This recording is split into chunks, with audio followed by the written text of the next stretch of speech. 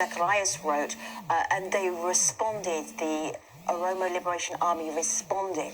So this is the piece that you're seeing. I want to actually put it up on screen so you can see the video there of it.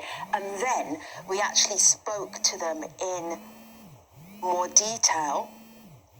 And this is what they told the stream. Have a look, have a listen.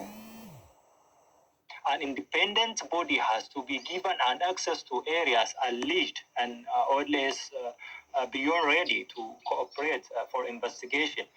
Ethiopia is collapsing while the world is looking for a wrong medicine to save the country when it's too little too late.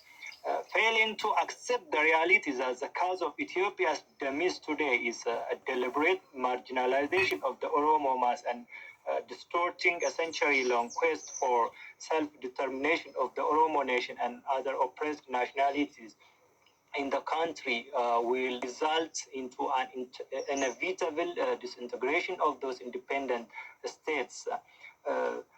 Today, neither Abiy Ahmed's deception nor international community's foul cry will save the plight of the nations of Ethiopia.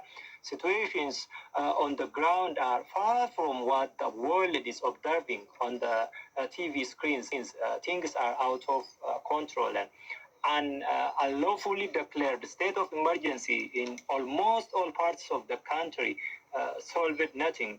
That is today a sign of proof that shows Ethiopia is a failed state